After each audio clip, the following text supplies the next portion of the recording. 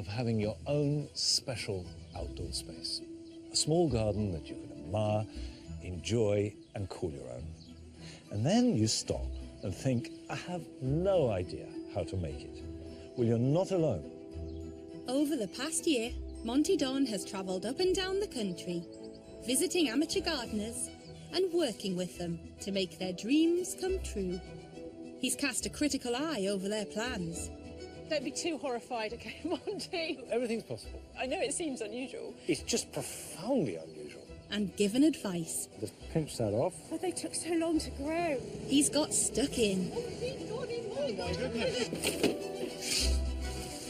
And everybody has worked incredibly hard. Look at the size of that. The results are truly exciting. It's really nice.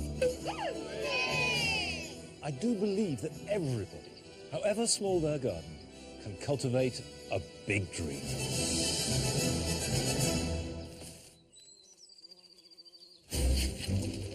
This time, Monty's meeting two sets of gardeners who want to turn their outside space into a paradise for others. Well, at least the wood chip's a result.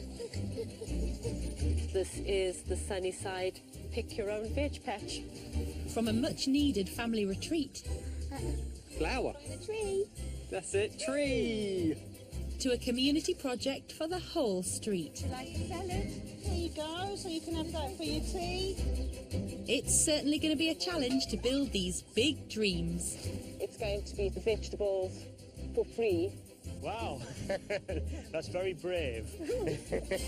We've only got 2 logs, so it's got to go right.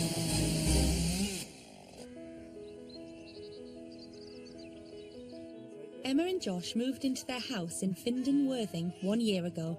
The house was a stay. We've just slowly been doing things to it, and then one of the last things left is the back garden. Yeah, But the garden is in a pretty bad way. it's totally overgrown. It's You embarrassing. can't even go out there, No, basically. it's encroaching on the house. The couple need to create a family garden for their 2-year-old son, Noah, who was diagnosed with Down syndrome at birth. We want to create a garden for our whole family, but specifically a garden for him. He's a little pickle, isn't he? Yeah, just a lovely little charming boy. He's our little champ, isn't he? Josh taught himself to garden. He works within the local community, but has never undertaken a project on this scale before and is desperate for Monty's guidance. Josh is good at putting a plant in the ground, but he hasn't had any experience in designing a garden. But it's going to be a team effort all round. I wouldn't put anything in the garden without running it past the boss first. You get final say, but I think you like to make me feel like I had the final say. You're quite clever like that. Thank you. I feel like we should high five now. Okay.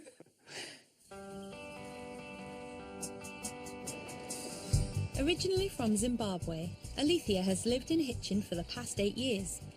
Passionate about gardening, she recently started working in this field. I am working with children with special needs, doing horticulture therapy and teaching them how to grow things. And determined to plant up every inch of outside space, she's now moved on to the uninspiring patch of earth at the front of her house. My big dream is to turn it into a vegetable garden, because it's the front garden, to share what we have with our neighbours. Alethea wants the whole neighbourhood to get involved. People can see how vegetables are grown. It's something we can all enjoy and share with each other. And she's determined to succeed. I'm not somebody that can sit around just being frustrated. When there is actually things you can do at a small level, and you should just get on and do them.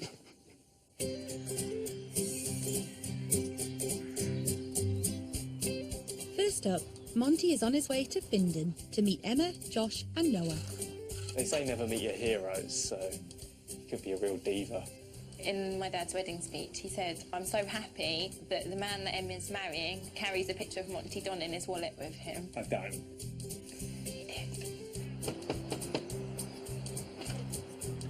Hello. Josh. Monty? No, I'm Emma. Emma, very nice to meet you. And this is Noah. Hello. Hello.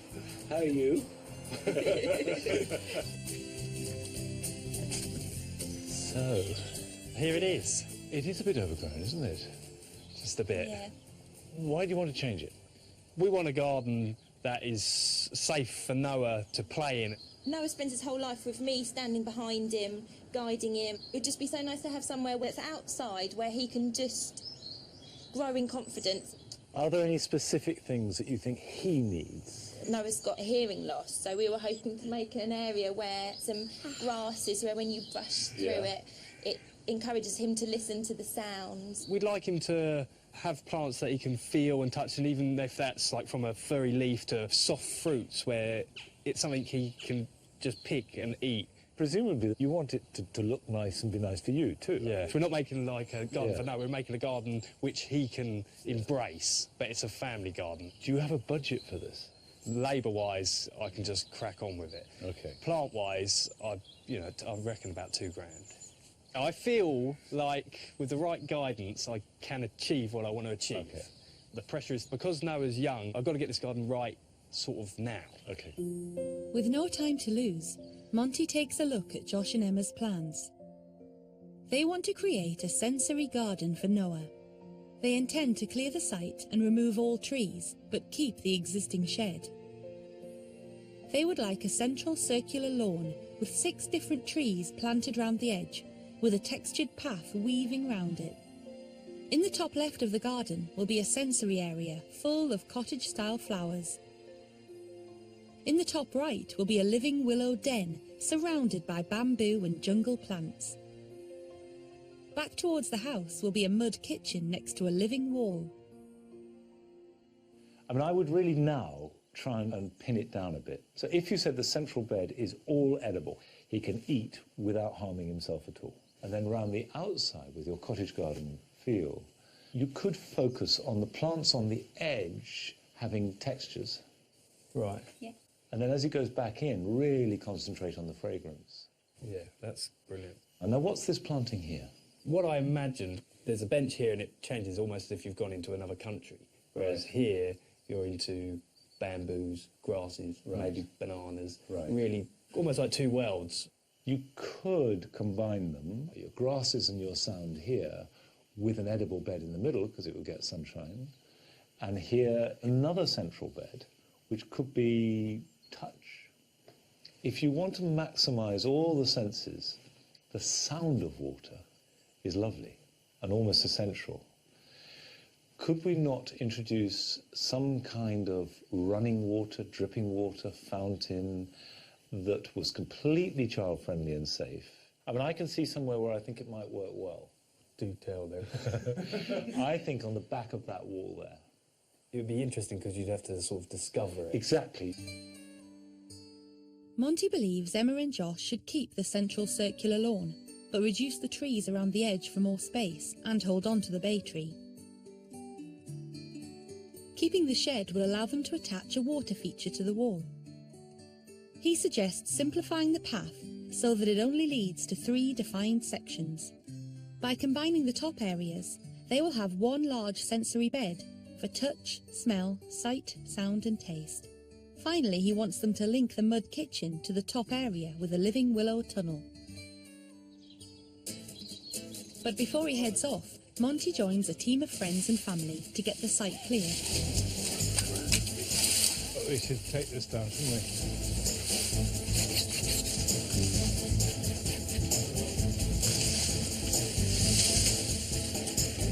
Christ, it's already so much bigger, isn't it?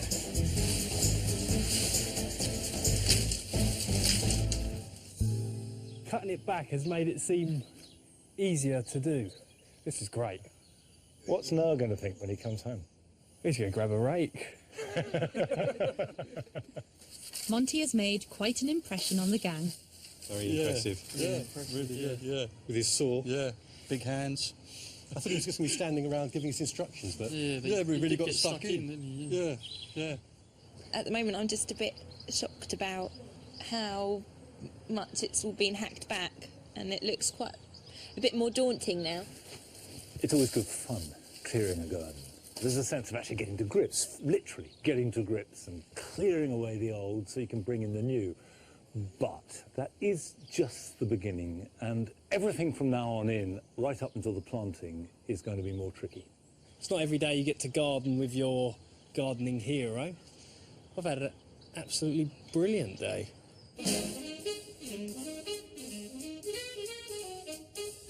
A few days later, Monty is in Hitchin to see if he can help Alethea tackle her big dream. I haven't been precious about my garden at all, because now that I've got Monty Don coming to say, if he wants us to pull it all out, fine. Hello. Hello? Alethea. Alethea, yes. Now, where's the space we're going to be doing? The front garden. Oh, it's fun. Yeah. Aha. Well, I would like it to be fruit and veg for people in the community to help themselves to it. So a food is free garden. Front gardens have a very particular place. They're all about appearance. A private space, but a public face. What you're suggesting is inviting people in a way that is quite unusual. Being able to show people that you do have the choice. And if you just put a seed in the ground and water it, you can do that yourself. And how are you planning to grow it? I'm going to need raised beds because the soil is really, really poor. I've actually seen a design, the system where they build a reservoir at the bottom of the bed and then they put the soil layer on top. What's your budget for this whole project? Overall, I intend to spend about £200. It's to make all the raised beds and the reservoirs and the compost and any plants and seeds. I'm planning on upcycling a lot of material, and in fact I've already been offered timber to put the raised beds together. All right. Alethea wants to retain the basic layout of the garden and keep the apple tree. The side path will have an arch and trellis. She intends to build 7 raised beds to grow vegetables in. The outer edges of the garden will be dedicated to informal flowering plants. Alethea's friend Carrie has been helping put plan to paper. My first reaction to this is that you've based it on what is already there. I would suggest going back to the drawing board and said, if this was a virgin site and if we wanted to grow as much as possible, what would we do? I'm happy for everything to be changed. You don't need to separate the flowers and the vegetables. You can mix it up and it will look very pretty. In terms of maximising your harvest, our growing season is essentially April through till November. You want to have some beds ready by mid-April. Your idea of reservoirs, I think it's probably not necessary. Spend that money you save on 2 other things. 1, more raised beds, and 2, an outside tap. Yeah, it's very therapeutic going out and watering your garden. Yeah, I think it is. I think it's a really good point. Because it's at the front, you're going to engage with the community. I would get rid of your fence. I've never liked the fence. You know, if you want it to be an open garden, make it open. Maybe like a low picket fence. Yes, that would be very nice. What you have is a lovely big concept, and it's exciting. Monty believes Alethea should start entirely from scratch and remove the apple tree. She should maximise the space and build even more raised beds. These can be interplanted with flowers and vegetables rather than keeping them separate. As well as her arch, she should install a low picket fence so the whole community will be encouraged to come in and enjoy the garden. I was slightly puzzled when I first saw this because the space is small, but fairly modest ambition to grow some vegetables in it. However, as Alethea explained the community project, this is a really big idea. Because it's something that's been in my mind to do, I don't see that it's out of the ordinary. So when I come back, I'm looking forward to seeing lots of raised beds, and then we can look at a way of maximising the quality and the quantity of the plants that she grows. Where I'd actually given myself boundaries within this big dream, he sort of came along and went, or you could just get rid of those boundaries. That just allowed me to think bigger. Alethea wastes no time in getting cracking.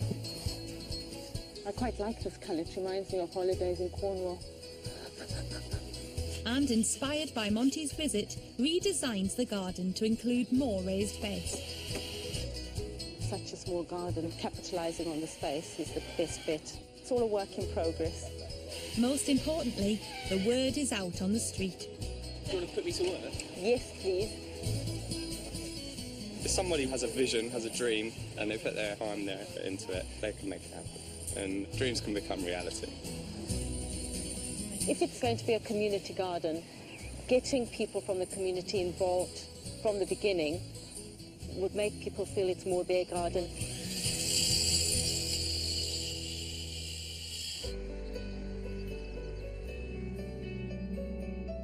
Since Monty's last trip to Findon, Josh and Emma have listened to his advice too. They've combined the top of the garden into one sensory area and intend to link this to the house with a willow tunnel. More than anything, we've simplified a lot of it and we've decluttered the plan to a certain degree, so we've changed paths. They have now completely cleared the garden, laid the lawn and sown a wildflower section near the house. And they've made one change which is particularly significant. We were going for 6 sensory trees, but we've decided to go for just 3 apple trees. Because of Noah's Down syndrome, he has an extra chromosome, and we found out that the Bramley apple tree has an extra chromosome as well. And in order to have a Bramley apple tree grow successfully in your garden and produce fruit, you have to plant it with 2 other apple trees, because unlike other apple trees, it's not self-fertile. So the theory is that if you give it the right care and attention, a Bramley apple can thrive in your garden, just like given the right care and attention, a child with Down syndrome can thrive just like anyone else. Let's plant them. Tea? Yeah. James Grieve. Do they need to go over that way a bit, though? Well, I would quite like them in line. But, yeah. Whatever you say, darling. Put it there. Josh just absolutely stinks. Yeah, I know. So the new theory is, I believe, that you have to stake at an angle towards the wind. But I haven't got a sledgehammer. If you hold it like that, Yeah. then I'm going to whack it with the spade. It's lucky I trust you. If you hold it like that, Oh, God. mind your... Don't worry. Wait.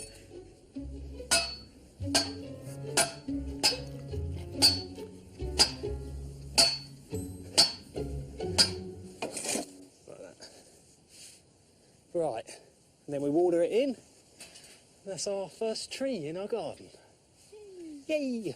I think Noah will really like looking at it when it's this height, because he's going to like looking at all these little blossoms, isn't he? I know it's a very dad thing to say, but another reason I picked them is because they never grow too big, so it'd be perfect for climbing, I was thinking. Should you have a look? Time to see if the main man likes it. That's it. Flower. The tree. That's it, tree. Good signing. I feel like today, just getting those 3 trees in has totally changed the outlook of the garden. Once they're actually in the ground and they're staked. Yeah, it's starting to feel more like a garden now, isn't it?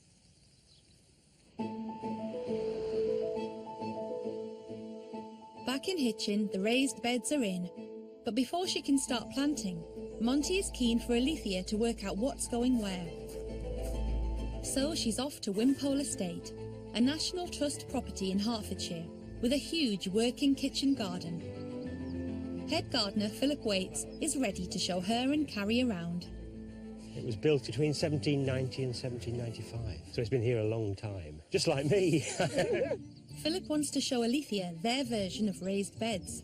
If you've got limited space, I wouldn't be tempted to plant big things like cabbages, brassicas, taken up an awful lot of space for a long time. So think about smaller crops all round. Cut and come again. Yeah, exactly, yeah. Maybe some cut and come again lettuce. People tend to sow too many seeds at once, but if you hold it back and just do it at 2 or 3 week intervals, you can get a succession of plants. Do you then have to dig it over again? No, we've got deep soil here. Right, okay. And the beauty of these raised beds is you don't have to do too much digging. You've got the option to plant chard in amongst the flowers. And Philip is keen for the visitors to pick some chard themselves. This is a really good crop to grow in a small space. It's just keep picking it and picking it and picking it. If you wanted the plant to keep going, if you just cut down the flower, Does that give it a bit more? That keeps the plant going for a little bit longer. Right, so it but boosts- eventually it exhausts itself. Oh, yeah. Right. And it just falls out of the ground. Oh, okay. Yeah. We'll see if He is intrigued by the community purpose of Alethea's garden. it's going to be to allow the neighbourhood to pick vegetables for free. Wow, that's very brave. If they see it in my front garden, especially if they see it going all the way through the winter, they'll know you can actually feed yourself the whole way through. It is possible to produce vegetables all year round. Philip suggests sowing beetroot for spring colour, runner beans for summer harvest, red cabbage for autumn produce, and parsnips, which will survive those winter frosts. Coming out here and seeing how there's so much going on, vegetables and the flowers and all the colour, it just shows you that you can have a productive garden all the way through the year. A lot of advice was given. It was great. It's a really good visit. But the real challenge for Alethea isn't about growing vegetables. It's about encouraging the neighbourhood to treat her front garden as their own. Which is why the pair are now at Cranbrook Community Food Garden in London. Set up by estate residents, it is free to join and members grow and share crops with each other. Laura? Coordinator Laura Buckley explains how the system works. Nice to meet you, Olivia. We have a start-up meeting at the beginning of the year, and we ask our members if there's any crops they'd like to grow. We have a to-do list that anyone can add to if there's a job that they would like to be done in the garden, and we ask people to work from that list before they do other chores in the garden. Alethea is keen to find out how much everyone really joins in. How do you share the produce?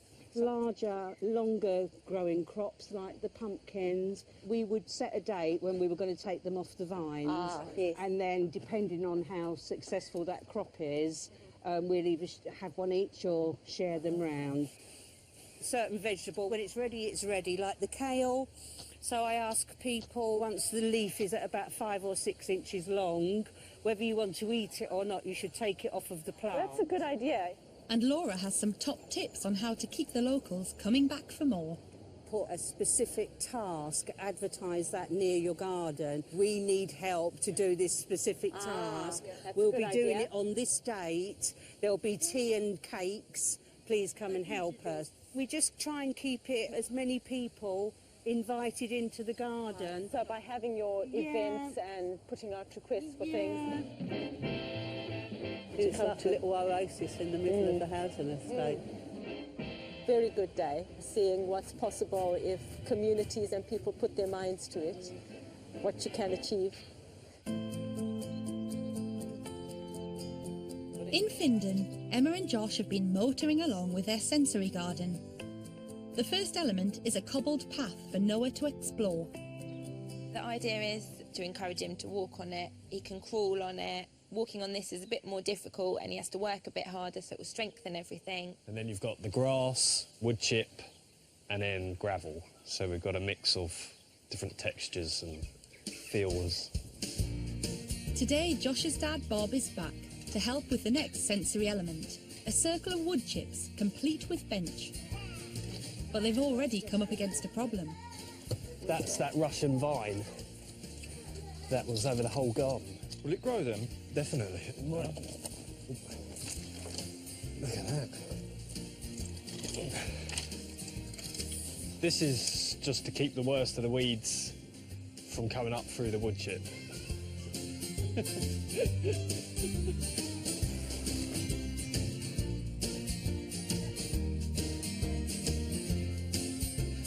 Oh, don't lift it up, Noah.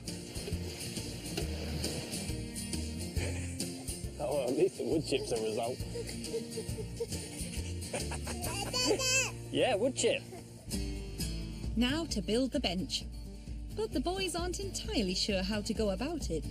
This is uncharted territory for us. I mean, we've never done this. This is our centre stump. So we have 2 railway sleepers coming along and then they meet to this point. And then you have 2 more stumps at the end, but on their sides and sort of sunk in. And the vine keeps fighting back.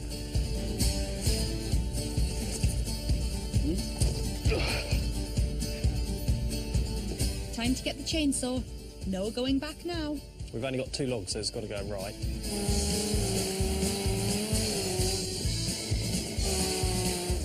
Perfect. And now Emma adds the finishing touches. The idea is that there's lots of little nooks and crannies for all little bugs to live in. Noah hasn't had much experience of wildlife, so I'm hoping that this will encourage him to be a bit more excited about it.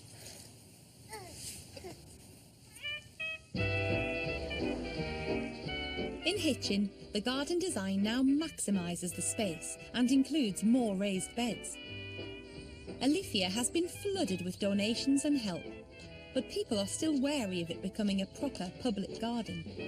It's not something that will happen overnight, but even if it's just people walking by and having a look and taking an interest, the shorter one. Today, Alethea is building a structure for runner beans to grow up. I've chosen this bed because from the front that bed won't be obscured, because I'd like it to look attractive from the street as well. Local gardener Paul is dropping off some soil for free. She put it on her website. She needed topsoil and some manure and some leaf mould. So I said, I've got tons of it. Life isn't all about money, it's try and help people along. But he is wary of how hard it will be to get the whole estate involved. It needs something like this in Hitchin, but more of it. They don't grow no veg. There's allotments empty. And Alethea is starting to understand just how big a challenge this little front garden has become.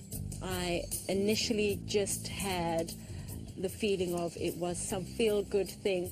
I think actual management needs to happen. It's certainly attracting attention, but folks are sticking to their side of the fence. It's your garden as well. Don't be shy. Come in with a watering can if you see something. As Monty predicted, it seems the biggest challenge is persuading the neighbourhood to treat this garden as their own.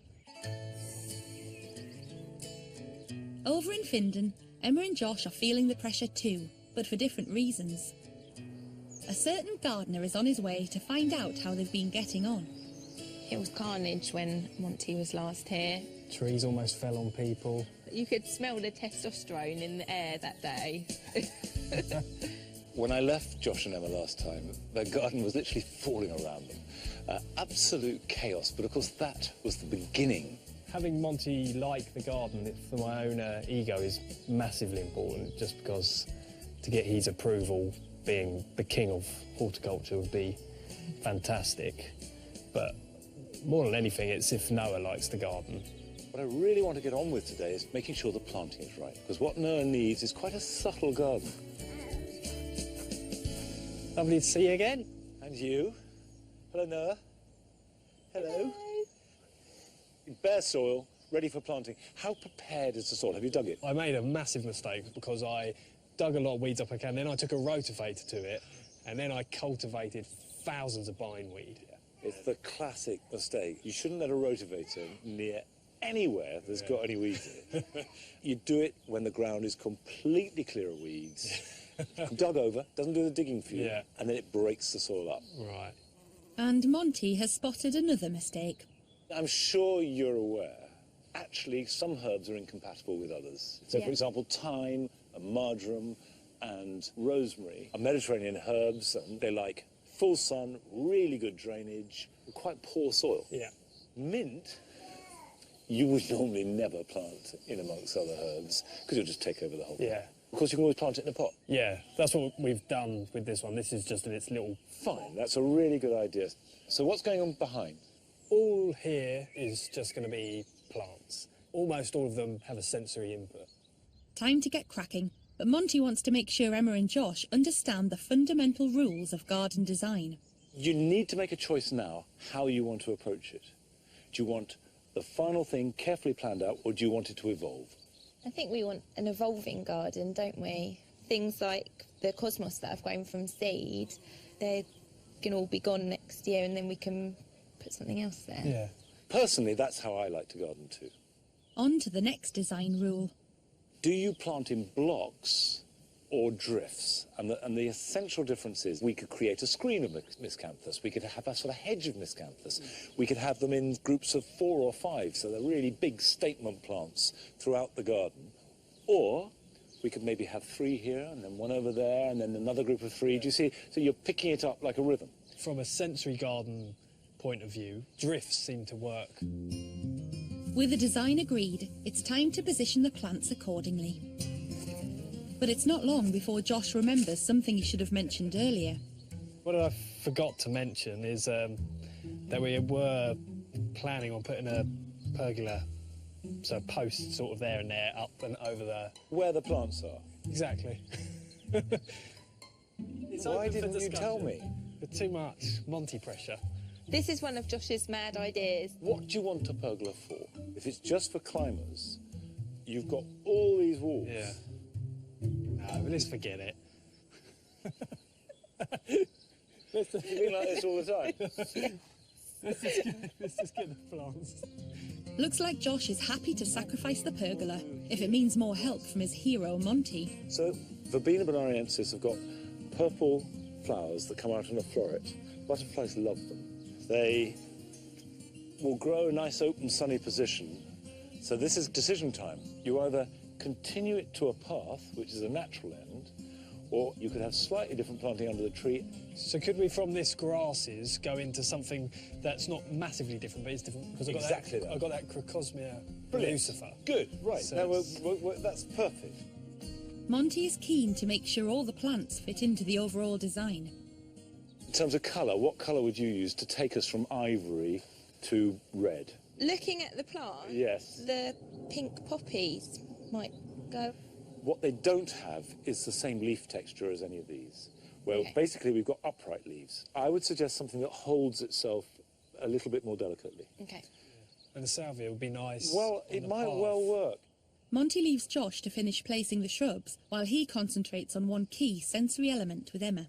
What is it that you like about scent? Certain smells bring up certain memories, and I just love that Noah can make his own memories from it. Do you want to have very specific scents or just a mix? I quite like the idea of not too many overwhelming scents. Monty is keen to help Emma choose the right place for the right scented plant. At different times of day you can get different scents because there are some plants that take up heat during the day. That heats up the oils, and as it cools, the fragrance is released. And that Nemesia needs to go near where he's going to play, and it can grow in a little bit of shade, but not deep, deep shade. One of my favourite and most evocative scents for me are tobacco plants. And immediately I go back to my childhood. They do best in full sun. Okay. We could plant them over near the sea. And Monty has spotted a whole group of climbers which are perfect for a fragrant spot. This is clearly a honeysuckle. Do you choose it for the flowers? And the smell?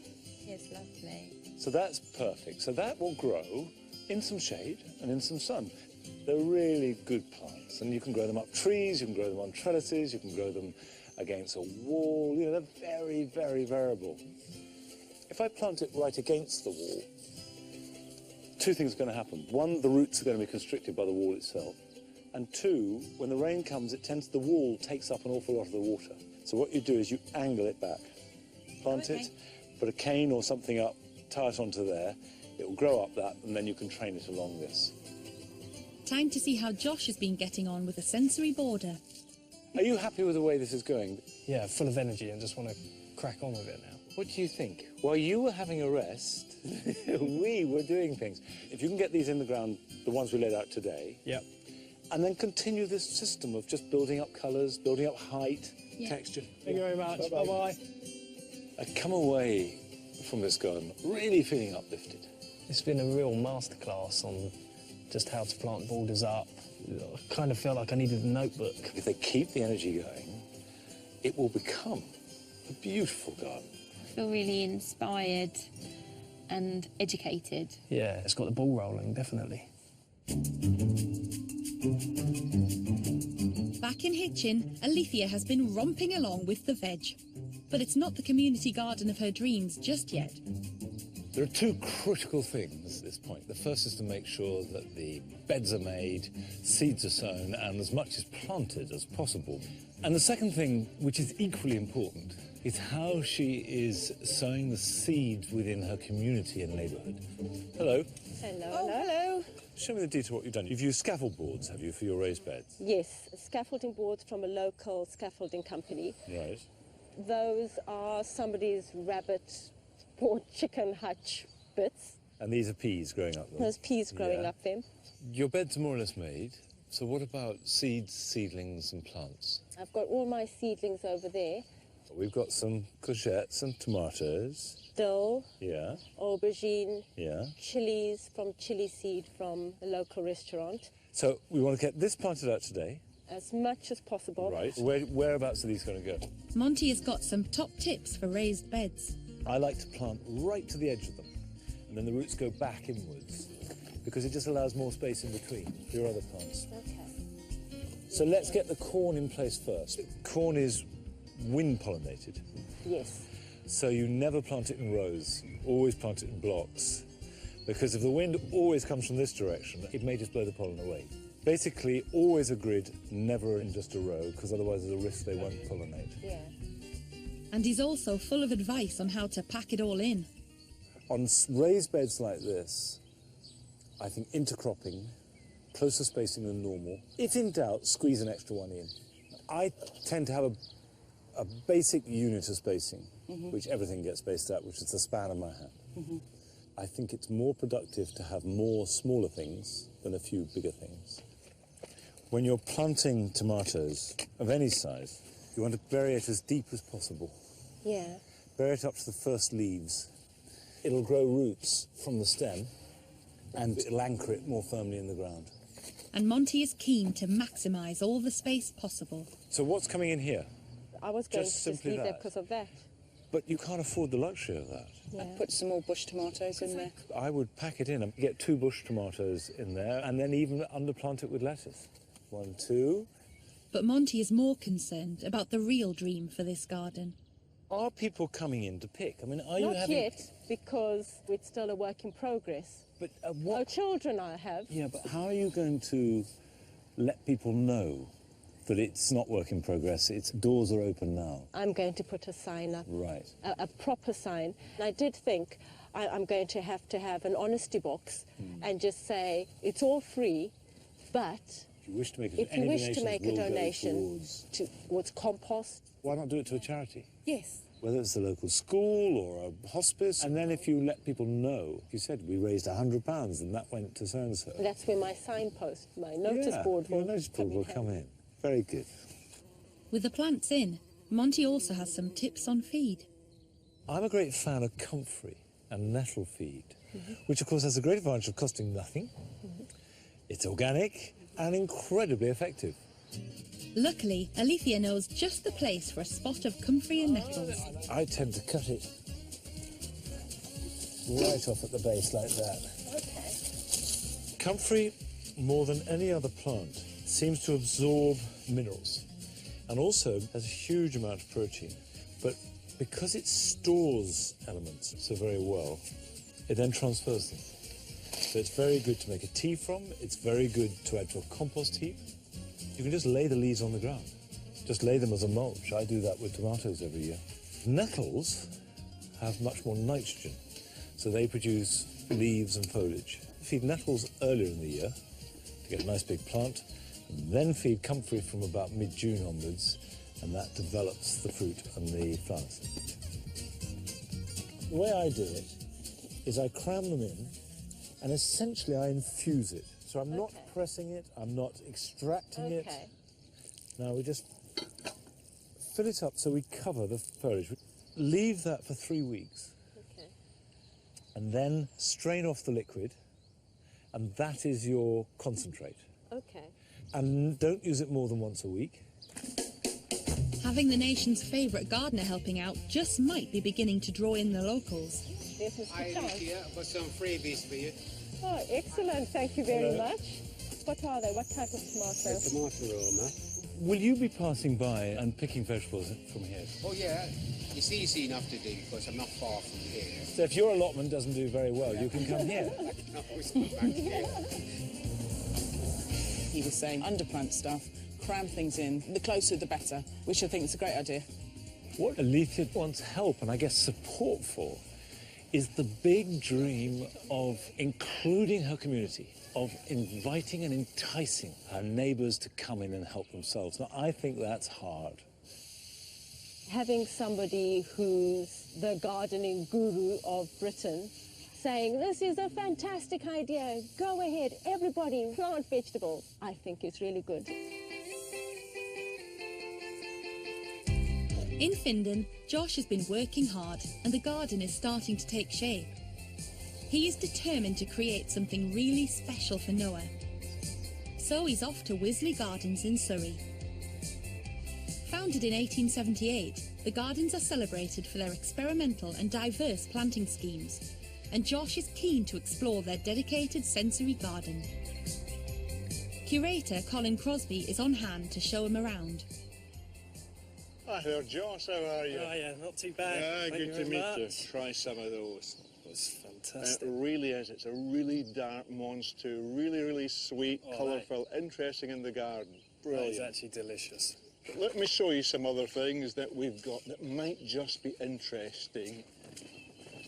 So is this a type of Phlomis? It is a Phlomis. Feel the leaves in it because they're very soft. It's almost like teddy bear's ears.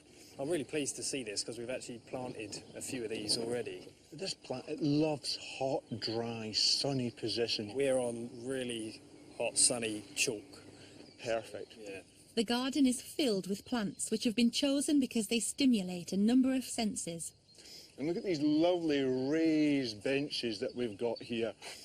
And this one's got chamomile in it. Just crush that and rub it. Smell your hands yeah, that's fantastic. Afterwards. And you could create a lawn of chamomile at home, or maybe even a bench, so when sitting on it you've got that great scent. But look over there, in a garden, a common bedding plant. I don't know if you've ever crushed the leaf of a marigold, No, but it's haven't. quite a different scent. You can just crush it and smell it. Quite different, isn't it? Oh, I like that. You like that? I like See, that. I don't like that. But beside it, here we've got the sweet basil. You can pick it straight away, and that's so instant and so satisfying. Yeah. And just the dark colour, most basil is green. That just adds another dimension to it. Yeah, that's fantastic. That's quite easily available. That's easy to grow. Start it off in a kitchen windowsill and then plant it outside and just keep harvesting it all summer and keep planting fresh pots of it so when it goes over you've got more coming on. Anyone can do it. I'll get Noah throwing some seeds in the seed tray.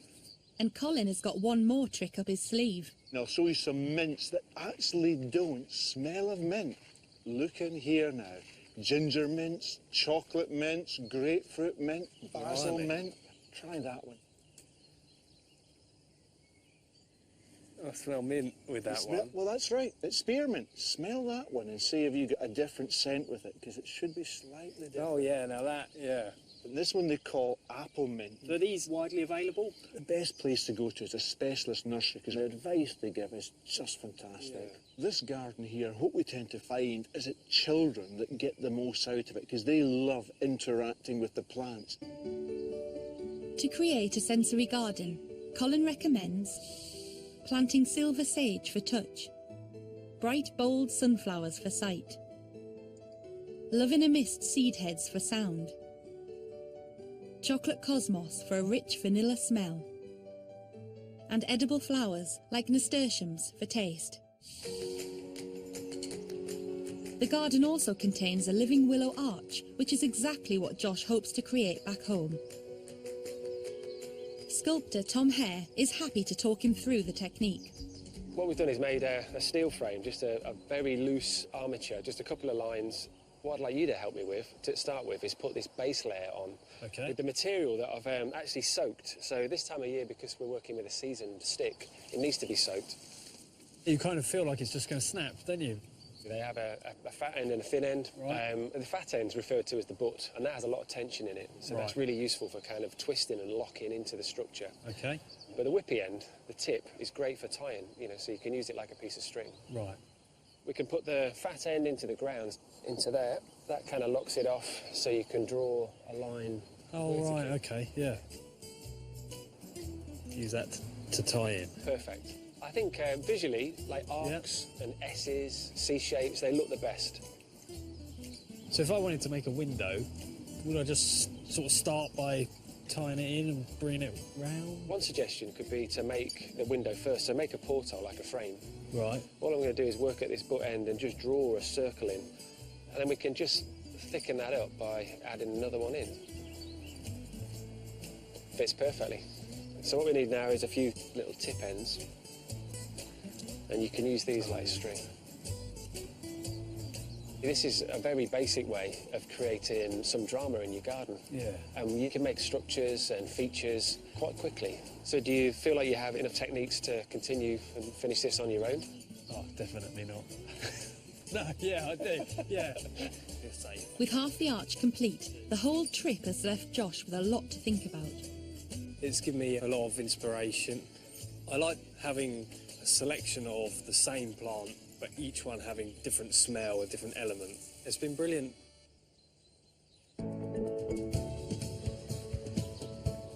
Since Monty's visit, Alethea has finished all the planting. And the comfrey and nettle concoction Monty picked with her is now ready. So it started to rot down. I've put a brick in just to weigh it all down. It is really smelly. I'll just strain that into there so that it doesn't block up the rows. And it's about 1 to 6 parts water. With the planting completed, she's determined to get people through that garden gate. Today will be sort of mini launch. We'll be having our fence up, so that will be a sort of new look, so that the whole place just looks a bit more inviting. People can see it more like their space. The ladies from Cranbrook Community Garden are coming to ensure the day is a success. You come to help me? Come to help me pick some salads? You've got a lot more beds than I imagined that you'd have in a front garden. It's looking really fantastic. What we do in our garden, we encourage them to pick the outer leaves. We leave the heart for a little while, so we use them as cut and come again. It is, isn't it? Oh, hello. You are just in time for a salad. Oh, you are a star. My tea's not completely sorted yet. So I've got some yellow chard. Calendula and petals. these are your edible flowers as well. Yeah. I now have a tenuous link to Monty Don, Yes. which I shall make sure I tell everybody about. Yeah. But Laura is concerned that while people are enjoying the produce, they aren't yet brave enough to venture in themselves. Normally we would encourage people to pick their own salads around the garden. How come you're bagging it up today? Well, people have been a bit shy about coming into the garden because it's my front garden. Right. But I think if we pick it proper, hand it to people, they might realise, okay, it is for picking, it is for eating, it's not just a show garden. Time to put Alethea's plan into action. Hey, hello there. Hello, Auntie Agnes. They're ready for picking. Yeah. So anytime you want to, just come and help yourself. Yes, I will. Would you like a salad? There you go, so you can have that for your tea. Here, would you like a salad? I would love a salad. Thank you very much. Now you can see that they're ready for picking. Just help yourself whenever you like. When I learn what's edible when, then I think I would be happy to go and pick my own. This is a beginning of my dream garden. And Alethea is determined not to give up. We are the Sunnyside Estate, and this is the Sunnyside Pick Your Own Veg Patch. We will be an official neighbourhood garden. It's been a real community effort, and looking at it all, that's what the garden says to me as well, is my community.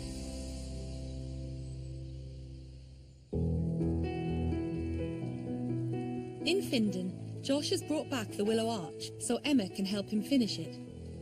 But there's a problem. Put it like, so you hold it like that, and then just start. Oh. That actually looks quite difficult. Tom said that we have to use this willow within a couple of days, but I left it too long, and they're all snapping. So that's why we're out in the pouring down rain, because I kind of got to do it now. I can imagine it being a bit easier if it was a bit more flexible, but I think this is really good. Looks like Emma isn't entirely convinced. It's nice and sunny and hot Yeah. when you've got a fun day out at Wisley to do it. That's right. and now I'm here doing it in the rain. I came home to show you the art of willow. Maybe I should have soaked it again. I can't really remember what he said. Let's make this more our own creation and use that it keeps snapping to our advantage. Yeah, if you have a few coming up, it could look quite cool. Yeah, add more height to the garden, wouldn't it? Yeah. Oh, it is really cool. Yeah, it works. It does, doesn't it? Josh has bought some of the sensory plants he saw at Wisley as well. So this is chamomile, which I'm going to plant just at the front of the willow arch. It withstands a little bit of treading on, can take a little bit of knocking, and it smells fantastic. We're planting the thyme so that when you walk onto the garden, it releases the thymy smell. And also we chose this variety because it's woolly, so it's like an added extra texture.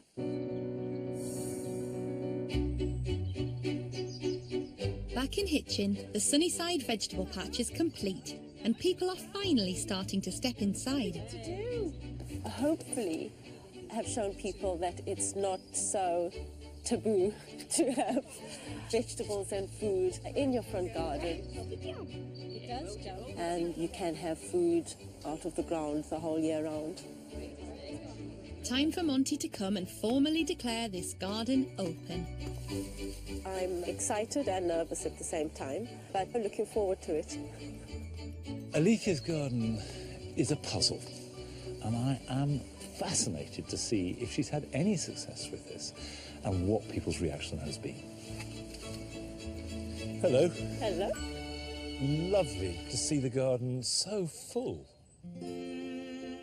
Just 5 months ago, Alethia's front garden looked the same as everyone else's on the street. Now it has been utterly transformed. The garden has been carefully designed to include 10 raised beds, separated by a path planted up with red clover and rye. Each bed is packed with an abundance of vegetables, such as runner beans and chard, which have been generously planted to maximise the space. Edible flowers such as calendula and pansies have been interplanted within the vegetables to create colour and interest.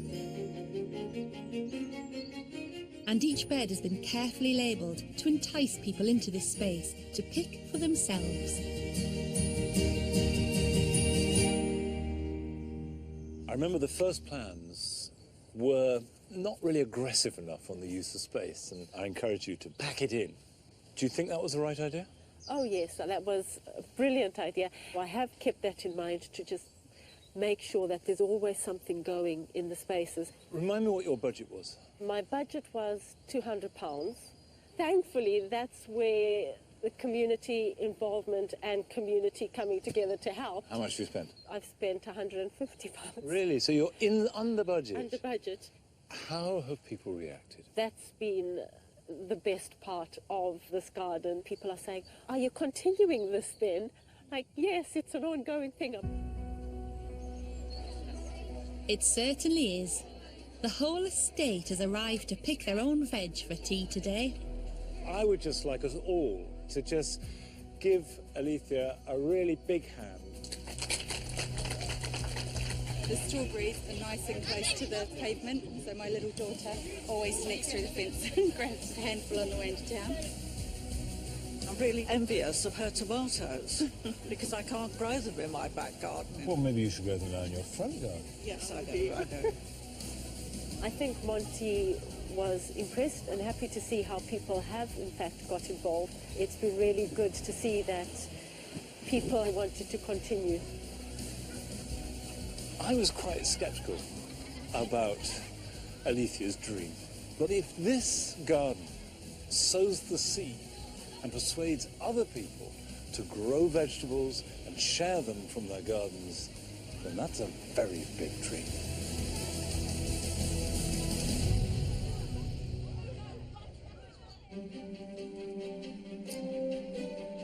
Back in Findon, Emma and Josh are putting the finishing touches to their sensory garden. To be honest, I'll be quite pleased when Monty's been, and then I can stop hearing, oh, I hope Monty likes it. To have the head gardener of England to say, you've done a good job, that's amazing. If he says that. He hasn't He seen might it go, yet. I'm nervous. The main purpose was to provide Noah with a safe place. It's got to be beautiful and inspiring for the adults, and at the same time be a haven for Noah. Now, Judgment Day. Hello. Oh, hiya. It looks fantastic. In just 5 months, Emma and Josh have managed to turn this overgrown patch of earth into a stunning family garden. A cobbled path leads you from a willow arch to a rustic play den, and round to a seating area complete with fountain. A circular lawn is surrounded by borders filled with colourful and fragrant plants, which have been chosen to fit into the sensory theme. Grasses for touch, salvia and honeysuckle for scent, and an array of herbs such as chamomile and rosemary for taste.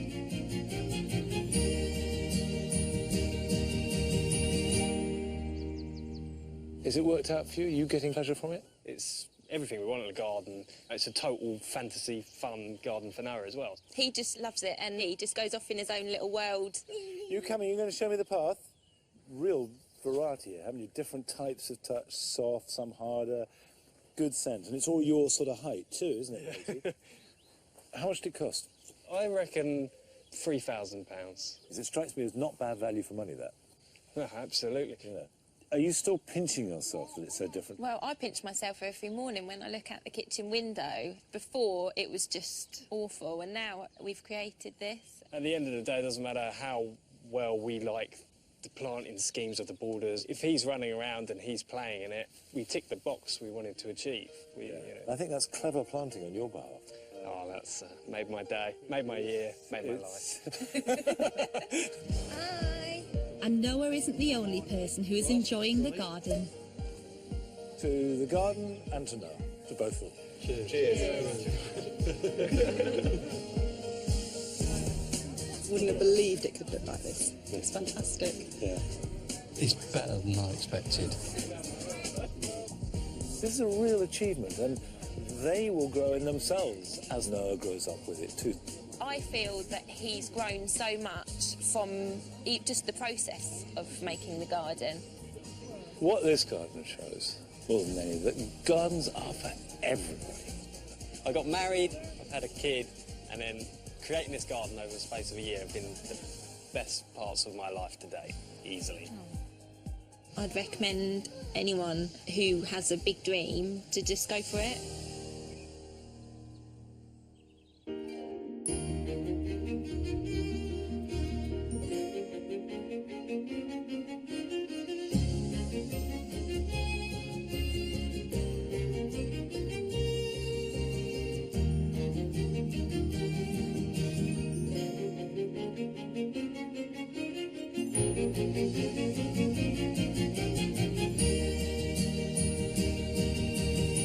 Dream of having your own special outdoor space.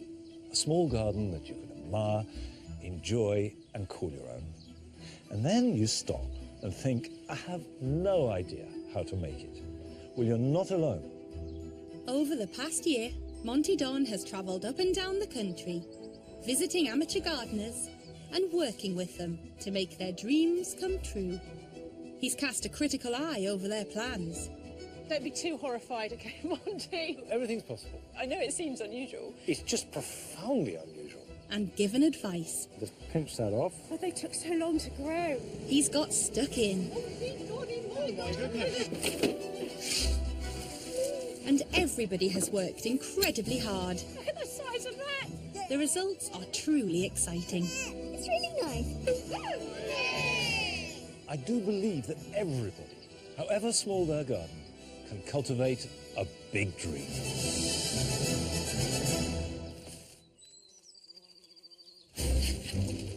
This time, Monty's meeting two sets of gardeners who want to turn their outside space into a paradise for others. Well, at least the wood chips a result. This is the Sunnyside Pick Your Own Veg Patch. From a much-needed family retreat Flower. The tree. That's it, tree.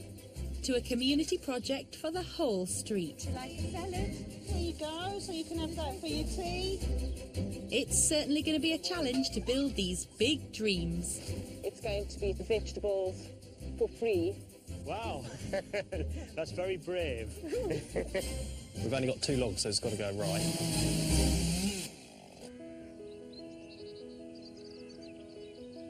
Emma and Josh moved into their house in Findon Worthing 1 year ago. The house was a stay. We've just slowly been doing things to it, and then one of the last things left is the back garden. Yeah. But the garden is in a pretty bad way. It's totally overgrown. It's I embarrassing. can't even go out there, No. basically. It's encroaching on the house.